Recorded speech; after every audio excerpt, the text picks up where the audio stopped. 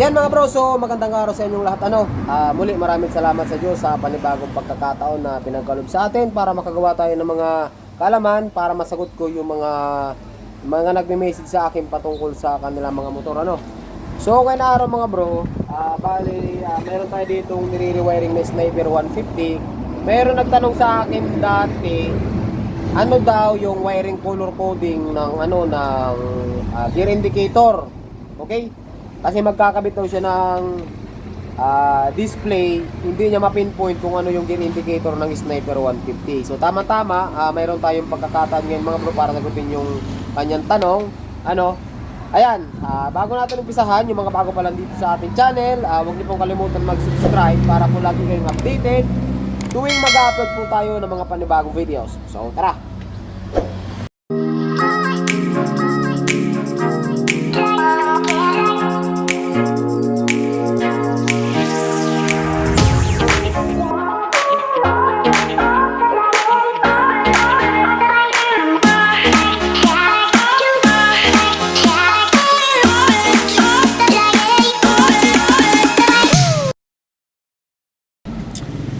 Yan mga bro, so bali ito po yung Sniper 150 na ginagawa natin. Tingnan nyo mga bro yung mga pinagtatanggal kong new wire. So i-rewiring natin yan. So ibabalik ko muna sa stock para mas malinis. Gusto ko i-reinstall ko mga bro yung lahat ng wirings. Ayaw ko repairin yan kasi kapag ni-repair ko yan, matatagalan tayo.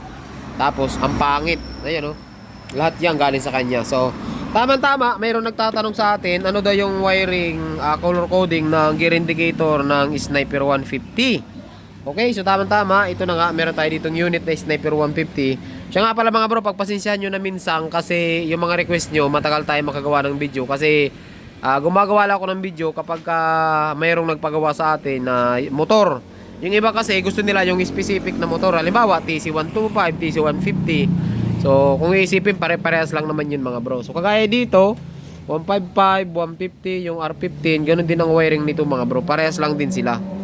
So dito mga bro, para mas maikli lang yung video natin. Ayan, sa Sniper 150 mga bro, yung gear indicator nyo, dito po yung nakalagay sa may left side crankcase. So dito, pag tinanggal natin to, yung fairings, makikita nyo, mayroon dalawang wires dito. Dalawang kumpol na wires, okay? Yung isang wires, which is yung manggagaling ng stator, ito po yan. Yan, meron tayong pink tsaka white. So take note, hindi naman ito tinatanong. Ayan yung pulser, isdadamay ko na para magkaroon ka pa ng idea or magkaroon yung ibang idea yung mga naka-sniper 150. Ayan, yung pink tsaka white, yan yung pulser. Positive tsaka negative, diba? Itong dalawang puti na mataba, sa isang sakit naman siya, yan yung papunta ng regulator rectifier. So ang rectifier ng sniper ay nandito sa unahan. Kung bababa natin to, ayan, meron dalawang puti dyan na makikita kayo. Ayan na yun, yung galing ng stator. Pero hindi naman yan yung tinatanong Ang tinatanong is yung gear indicator. Ayan, sa gear indicator mga bro, ito yan. Okay, ito yan, yung mahabang wire. So tataas yan, dito yan. Ayan, ito yung sakit ng regulator, ay ng gear indicator. So kung titingnan natin yan mga bro, mayroon po dyan na 6 na wires. Okay, 6 na wires. Bakit 6 na wires mga bro? Kasi neutral, primera, segunda, tercera, kwarta, quinta. So papatak 6 na wire. Pero hanggang quinta lang siya. Included yung neutral sensor natin or yung neutral gear indicator. So kailangan niya rin ng wire. Ang tanong, maganda ang tanong, alin ba dito yung primera, alin dito yung segunda, alin yung tercera? Okay, so para mas mapatunayan ko sa iyo mga, actually alam ko na yung color coding nito mga bro, pero gagamit tayo ng mahiwagang test light para magkaroon din tayo ng idea. Okay? Ang neutral dyan ang kulay puti, pero tuturuan ko kayo mga bro, hindi ko lang kayo tuturuan kung ano yung harness ng kulay ng harness. Tuturuan ko kayo mismo kung paano mag troubleshoot. Kasi lahat ng motor, kapag ka natutunan nyo gumamit ng test light, natutunan nyo kung paano alamin yung color coding, or kung paano maghanap ng kulay, or kung paano maghanap ng wires, kahit anong motor pwede nyo ito gamitin mga bro. Kahit anong motor pwede nyo gawin itong gagawin natin, kasi pare-parehas lang mga bro ng proseso yan. Ang kailangan natin, tester or voltmeter or test light. Okay? Take note mga bro, tandaan nyo, ang gear indicator mga bro ay negative trigger po yan sa lahat ng motor. Negative trigger po ang mga gear indicator. So kailangan natin ng test light. So ang test light natin mga bro, yung clip natin, ikakabit po natin yan sa positive. Kasi nga, negative ang hahanapin natin. Okay, negative ang hahanapin natin mga bro ha. So sa ngayon, paikotin natin yung gulong. Ayan, umiikot ang gulong. So ang ibig sabihin yan, nasa neutral dapat. Okay, ang ibig sabihin, nasa neutral. Alin man na umilaw dito mga bro, magsisilbing neutral. Kasi nga, naka-neutral yung ating gulong. Ayan, pag pinaan natin, ayan, pag pinaan natin, umiikot ang gulong. So ibig sabihin, kung alin man ang umilaw dito, yun ang neutral. Ayan, para mas maliwanag tayo mga bro. Maliwanag tayo mga bro. Tanggalin ko muna. Hirap pa tanggalin. Wag na natin tanggalin. Mahirap tanggalin eh. Okay ha. Check muna natin. Ayan. Mapapansin nyo mga bro, umiilaw di ba? Ayan, umiilaw siya sa negative. So sabi ko nga sa inyo, negative trigger ang mga gear indicator. So, i-check natin itong mga bro kulay puti. Ayan, kulay puti. Hindi siya umiilaw. Siya nga pala, meron tayo ditong white, pink, yellow, light green, tapos parang puti eh. Yung isa puti, dalawang puti. Puti na medyo nagba-brown. Ayan o. Ayan o. Light green, tsaka blue na may stripe na kulay, white. Okay, so umpisahan natin dito mga bro. I-check muna natin yung puti. Wala. I-check natin yung pink. Wala rin. I-check natin yung yellow. Yan, wala rin.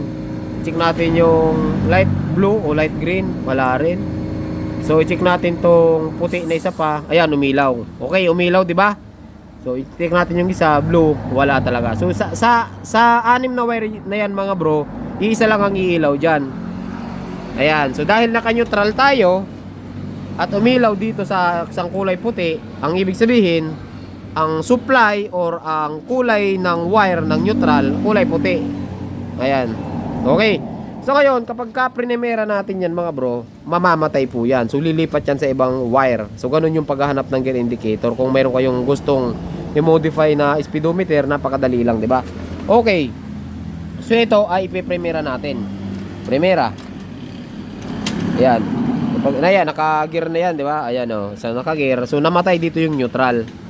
So ngayon, isa-isahin natin, hanapan ulit natin yan. Check natin sa kulay blue, wala. Check natin sa light green, wala.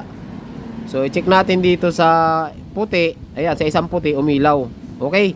Sa pink, sa yellow, wala rang ilaw yan mga bro. Iisa lang ang ilaw dyan. Ayan. Sa pink, umilaw. Ayan. Ang ibig sabihin, yung puti, bali dalawang puti na yan, yung isa neutral, yung isa primera. Okay? Ngayon, pag sinigunda natin yan mga bro, mamamatay ulit yan. Okay, sigunda natin. Sigunda natin. Ayan, nakasigunda na yan oh. Okay, nakasigunda na yan. So, check ulit natin, hanapin natin. Usually, ito yung kulay pink. Magkakatabi kasi yan mga bro eh. Ayan, hindi naman niya maghihiwa-hiwalay kumbaga balik-baliktaran. Magkakatabi-tabi yan. Ayan, puti yung primera. Segunda ay ayan, kulay pink. Segunda ang kulay pink. Ay, yung mga dilaw na yan, yung blue, wala yan. Iisa lang kasi ang ilaw dyan. Ayan. Yung pink, segunda. Okay, so tresera natin. Mamamatay yan mga bro. Tresera. Ayan, naka-tresera na tayo. Panigurado ito yung kulay dilaw. O, di ba? Ang tresera, kulay dilaw. Okay, so ikwarta natin. Shoutout kay tropa oh. Yang hiya oh. Ayan, saan na tayo? Neutral, primera, segunda, tresera, nasa tresera tayo. Kwarta. So siya nga pala mga bro, ang sniper 150 hanggang quinta lang yan ano. Kaya dalawa na lang. Yatin. Yan, nasa kwarta na yan. Okay, nasa kwarta na yan. So hanapin natin dito. Wala na kasi yung tatlo doon. So yung white, yung pink, tsaka yung dilaw tapos na. So dadalawang wire na lang naman ito, kwarta at tsaka yung quinta. So check natin tong blue. Oh, yan. Blue ang kwarta. Yung itong light green, wala na yan. Kung blue, yun yung kwarta. So, ibig sabihin dyan, kahit hindi na natin i-check, malamang ito yung quinta, yung kabila. Kasi yung nasa gitna na, neutral yun eh. Okay, so, ikinta natin. Ayan, quinta. Oh, di ba? Tama, quinta ang light green, tapos blue yung kwarta, blue na may stripe na white, tapos yellow yung tresera, tapos segunda yung pink, malabo ang camera natin, tapos yung white, primera, tapos yung isa pang white, White ba yan? Neutral. Yan, di balik natin sa neutral mga bro. Yan, nasa neutral yan. Natin na. Kwarta, tercera, segunda, neutral. Oh. Di ba? So ganun lang mga bro, ganun lang kadali yung paghahanap ng gear indicator ng Sniper 150. Para doon sa nagtanong. So sana mga bro, mayroon kayong natutunan sa ating basic na video. Susunod natin mga bro yung ECU, ano? Sunod natin yung ECU. Tapos sasagutin din natin yung tanong kung paano daw gumagana ang ECU. Yung mga basic knowledge lang ba? Basic knowledge. Sa ECU kasi mga bro, ito yung pinakautak ng motor natin kasi wala naman CDI yung mga FI. So, meron siyang output, meron siyang input. Yung mga inya, yung mga sensors, gaya ng TPS. Ang output niya naman, yung mga papunta ng spark plug, papunta ng injector. Ayan, ang mga output niya mga bro. So, merong mga maps yan sa loob. Kaya ito yung nire-remap kung tawagin. Shoutout sa ating mga tropa. Yan mga bro, so siguro hanggang dito lang yung video natin. Magandang araw sa inyong lahat. Safe lagi mga bro.